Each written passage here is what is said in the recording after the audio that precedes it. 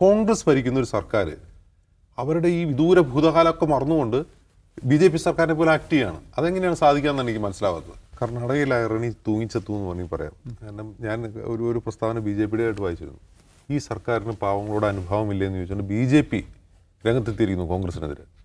ഞാൻ അത്ഭുതപ്പെട്ടു പോയി. അത് നല്ലൊരു പ്രസ്താവനയാണ്. കാരണം ഈ ഇന്ത്യയുടെ രാഷ്ട്രീയത്തെ മാറ്റിമറിച്ച ഒരു കാലഘട്ടം എന്ന് പറഞ്ഞാൽ 2004 മുതൽ 2013-14 വരെയുള്ളൊരു കാലഘട്ടമാണ്. അതിൽ പലതരത്തിലുള്ള എന്താണ് പറയുക, പീപ്പിൾ ഓറിയൻറ്റഡ് ആയിട്ടുള്ള നിയമനിർമ്മാണങ്ങളൊക്കെ നടന്ന പീപ്പിൾ ഓറിയൻറ്റഡ് എന്ന് പറഞ്ഞാൽ ഈ പറഞ്ഞ നേരത്തെ ദാവസാഹിബ് പറഞ്ഞ പോലെ സമൂഹത്തിൻ്റെ ഏറ്റവും അടിത്തട്ടുള്ള മനുഷ്യർക്ക് വേണ്ടിയിട്ടുള്ള നിയമനിർമ്മാണങ്ങൾ, പദ്ധതികൾ, പ്രൊജക്റ്റുകൾ പ്രഖ്യാപിച്ചത് മനരേഖയാവട്ടെ, ഭൂമി ഏറ്റെടുക്കലും പുനരധിവാസ നിയമമാവട്ടെ, തൊഴിലുറപ്പ് പദ്ധതി ആവട്ടെ, അങ്ങനെയുള്ള നിയമങ്ങൾ നിയമിച്ചൊരു കാലമുണ്ട്.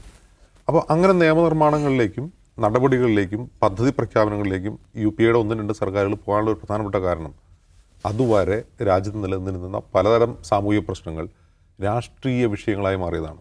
ഏറ്റവും ഉദാഹരണം നന്ദിഗ്രാം എങ്ങനെയാണ് ഒരു പാർട്ടിയുടെ തന്നെ അന്തകനായി മാറിയത് വെസ്റ്റ് ബംഗാളിൽ എന്ന് നമ്മൾ കണ്ടതാണ്. അതിൻ്റെ കാരണം എന്താണ്? അതായത് സമൂഹത്തിലെ ഏറ്റവും പാവപ്പെട്ടവരോട് ഒരു ഭരണകൂടം സ്വീകരിക്കുന്ന നടപടി, ആ നടപടിയാണ് ഇത്രയും വലിയ രാഷ്ട്രീയ കൊടുങ്കാറ്റായി മാറിയത്. ആ ഡെക്കേഡ് എന്ന് പറഞ്ഞാൽ അങ്ങനെ ഒരു രാഷ്ട്രീയ കൊടുങ്കാറ്റിൻ്റെ കാലഘട്ടമായിരുന്നു. അത് തിരിച്ചറിഞ്ഞിട്ട് അതിന് വളരെ പെട്ടെന്ന് അപകടം മണത്തറിഞ്ഞുകൊണ്ടാണ് UP 1-2 സർക്കാരുകൾ ഇത്തരത്തിലുള്ള നടപടി വന്നത്. ഒന്ന് തൊഴിലുറപ്പ്, മറ്റത് ഈ ഭൂമി ഏറ്റെടുക്കലിനും പ്രതിവാസം എന്ന് പറഞ്ഞാൽ ചെറിയൊരു നടപടിയായിരുന്നില്ല. അത് അങ്ങനെയുള്ള നടപടിക്രമങ്ങളായിട്ട് മുന്നോട്ട് പോകുന്നു. അപ്പോൾ അങ്ങനെ ഒരു നിയമനിർമ്മാണങ്ങൾ, പദ്ധതി പ്രഖ്യാപനങ്ങളൊക്കെ വെച്ചിട്ടുണ്ട്. ഇന്ത്യയുടെ യഥാർത്ഥത്തിലുള്ള സാമൂഹിക അവസ്ഥയെ മുന്നിൽ കണ്ടുകൊണ്ടാണ് UPA സർക്കാരുകൾ ഈ നടപടികൾ പൂർത്തിയാക്കുന്നത്. അവിടെ നിന്ന് നമ്മൾ 10 വർഷം പിന്നെയും കഴിഞ്ഞു.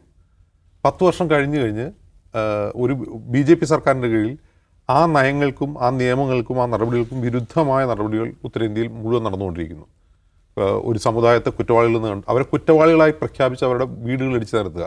നമ്മൾ നേരത്തെ ഇസ്രായേൽ ഫലസ്തീനിൽ ചെയ്യുന്ന എന്തായെന്ന് പറയാം, ഹോമിസൈഡ് അല്ല, ഹോമാണ് പൊളിക്കുന്നതെങ്കിലും ഡെമസൈഡ് എന്ന് പറയുന്നത് പോലെ വീടുകൾ തകർത്തുകൊണ്ട് അവരുടെ ജീവിതം ഇല്ലാതാക്കുകയാണ് സംഘപരിവാർ ചെയ്യുന്നത്.